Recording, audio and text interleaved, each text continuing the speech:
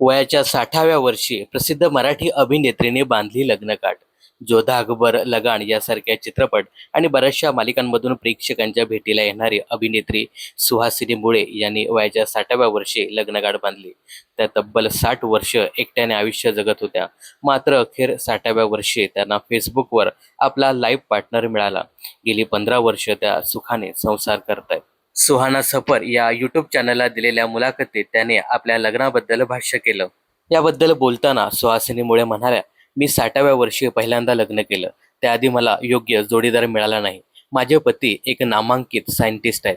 ते विज्ञानाबद्दल बोलतात तेव्हा मला त्यातील काहीच समजत नाही, पण ते खूप चांगले आणि माणुसकी जपणार आहेत. अभिनेत्री सुहासिनी यांनी शास्त्रज्ञ अतुल गुरटू यांच्याशी लग्नगाठ बांधली आहे. आमची भेट कशी झाली याबद्दल बोलताना त्या म्हणाल्या, मी अतुल यांचं फेसबुकवर प्रोफाईल पाहिलं. मनात विचार आला, अरे शास्त्रज्ञ सुद्धा फेसबुकवर असतात का?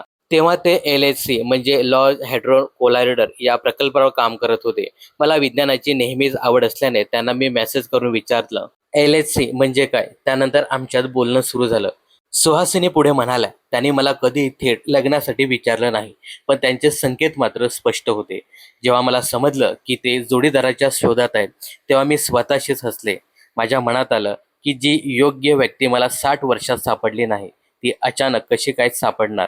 तेव्हा अतुल यांनी माझा नंबर मागितला. तेव्हा मी त्यांना सांगितलं, चांगल्या मुली अनोळखी व्यक्तींना आपला फोन नंबर देत नाही. पुढे त्या म्हणाल्या, मी त्यांच्या फेसबुकवरील फोटोचे आणि ते ज्या संस्थेत काम करत होते तेथील माहिती पडताळून घेतली आणि सर्व काही जुळून आलं. आपल्या लग्नाबद्दल बोलताना त्या म्हणाल्या, 60व्या वर्षी लग्न केल्याने माझी आई खूप खुश होती. मात्र लोकांनी खूप टीका केली. जेव्हा तुम्ही सेलिब्रिटी असता तेव्हा लोकांना वाटतं की तुमच्या प्रत्येक निर्णयावर मत व्यक्त करण्याचा आणि त्याचा न्यायनिवाडा करण्याचा अधिकार त्यांना आहे. अभिनेत्रीचं लग्न होऊन आता 15 वर्ष झाली. या दोघांचाही सध्या सुखाचा संसार सुरू आहे. 15 वर्षाचा हा सहवास त्यांनी या मुलाखतीमध्ये सांगितला आहे.